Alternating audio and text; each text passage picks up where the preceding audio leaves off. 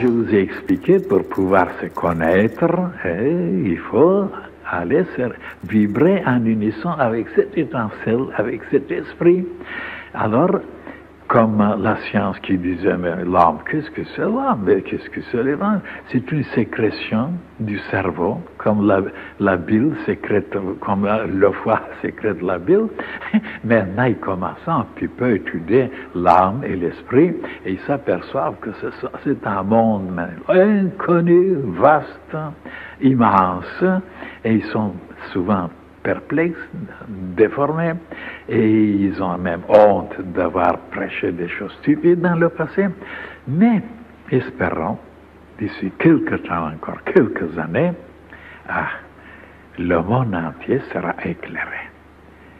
Oui, sur la réalité, sur la vérité, parce que jusqu'à présent, et maintenant, dans cette page, il est dit que rien n'existe de concret, de formé, sans qu'il soit déjà formé par des forces invisibles. Et c'est ça la réalité. Alors, ils ne savent pas que la pensée, l'esprit, les sentiments, qui sont invisibles, impalpables, et même, on ne peut pas même les détecter par des appareils, malgré qu'on a tâche de découvrir des appareils très avancés, ils n'arrivent pas, et voilà que les pensées, les sentiments, au bout de quelque temps, ils se concrétisent. Ils sont d'une matière très subtile, mais quand on continue à s'arrêter sur les mêmes idées, sur les mêmes pensées, sur les mêmes désirs, il attire des éléments de l'espace, il se colle des éléments et un beau jour, la pensée devient visible, concrète. Et oui, mes chers frères et sœurs. Alors c'est de savoir ça, de croire ça, de connaître ça, ça donne les possibilités inouïes pour l'être humain de pouvoir améliorer les choses, harmoniser les choses, amplifier les choses, embellir les choses, purifier les choses, immortaliser les choses. Et comme les humains ne savent pas que les pensées et les sentiments sont tellement puissants, tellement forts, qu'ils, s'ils ne sont pas harmonieux, s'ils ne sont pas lumineux, s'ils ne sont pas divins, s'ils ne sont pas désintéressés, alors ils perturbent, ils dérangent, ils mettent de désordre dans l'organisme, ils touchent les organes, et les organes deviennent de plus en plus perturbés, maladifs, désaxés, déséquilibrés, et les humains ne savent pas ça, que les maladies, les désordres, les malheurs, les souffrances sont dus à des pensées, des sentiments, des désirs et des choses qui ne sont pas tout à fait harmonieuses, divines et sublimes. Quand ils comprendront ça un jour, ils prendront des mesures et tout sera bien, tout sera rétabli. Mais cette ignorance amène vers la catastrophe et de plus en plus de nouvelles maladies apparaîtront parce que les humains deviennent de plus en plus violents, de plus en plus fous, détraqués, alors anormaux. Et voilà comment l'humanité disparaîtra s'il n'y a pas cette lumière qui vient éclairer les humains. Vous ne me croyez pas, mais c'est la pure vérité. Alors, pour améliorer maintenant tout, il ne faut plus continuer à nourrir des choses, bracadram, des choses dégoûtantes, des choses égoïstes, des choses cruelles, et sales. Il faut maintenant comprendre, alors diriger les pensées, les sentiments, les désirs vers un haut idéal, en sachant qu'un beau jour, cet haut idéal se réalise, devient palpable.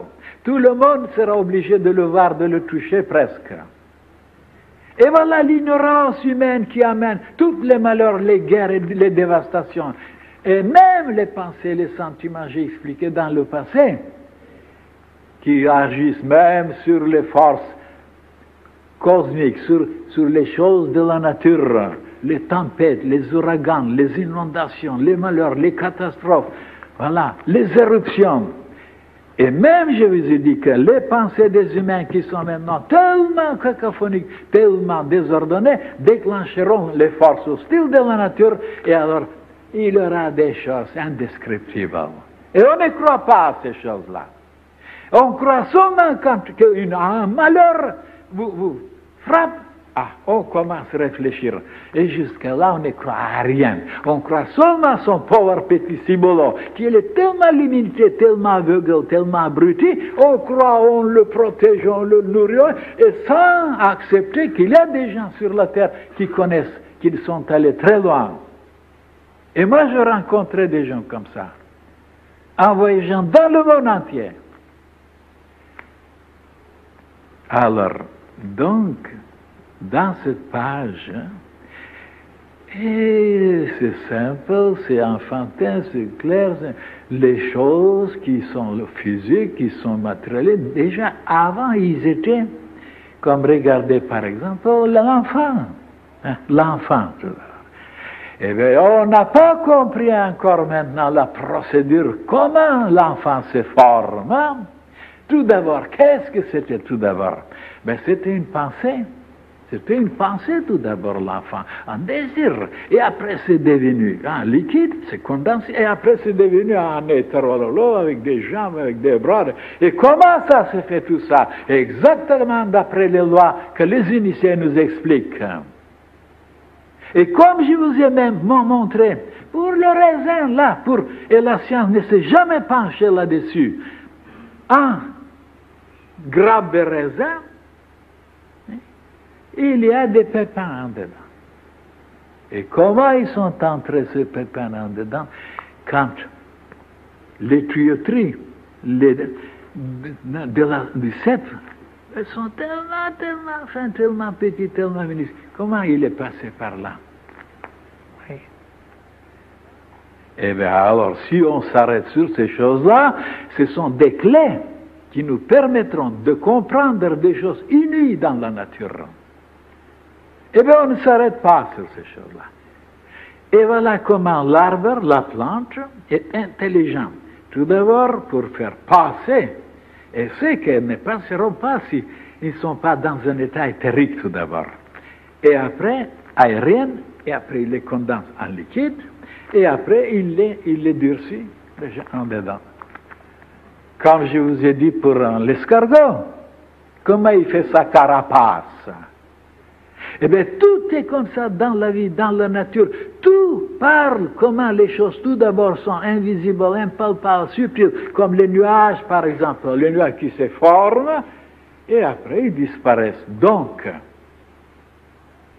tout d'abord, ce qui est impalpable, qui est la réalité, et après, ça se condense. Voilà, l'escargot nous révèle ça. Et les savants ne sont pas arrêtés sur les escargots, ils le mangent. De savoir que l'escargot nous révèle comment nous sommes formés, comment nous sommes condensés. Tout d'abord, eh bien, il nous explique. Je vous ai révélé ça. Tout d'abord, cette carapace qui est si dure, comment il l'a formée tout d'abord? Elle n'était pas dure tout d'abord. Alors, mes chers frères et sœurs, il n'y a pas de contradiction de ce que je vous révèle. C'est basé sur le livre de la nature vivante. Tout est inscrit dans ce livre-là. Et les humains ne savent pas le lire. Et quand je leur dis un jour, vous ne savez ni lire, ni écrire, et ils sont vexés. Parce qu'ils ont passé des universités, ils ont des diplômes. Alors ils savent lire, bien sûr, les journaux, quelques livres, et écrire. Alors là, ils écrivent. Bon. Je leur dis non, vous ne savez pas ni lire ni écrire. Et voilà la preuve. Ils lisent les stupidités humaines qu'on écrit, des imbécilités, des choses mensongères, ils savent les lire. Mais ce que l'intelligence cosmique a écrit dans ce livre qui est immortel, que personne ne peut le détruire, ils ne savent pas lire. Et après, écrire, ils savent écrire des gribouillis et ils ne savent pas écrire. Pourquoi? Parce qu'avec leur stylo, il y a de l'encre en dedans, ils écrivent dans un livre, il y a 4 pages, et voilà un monstre qui est sorti. Il ne savait pas écrire. Hein? Ah, alors ça va loin cette affaire-là.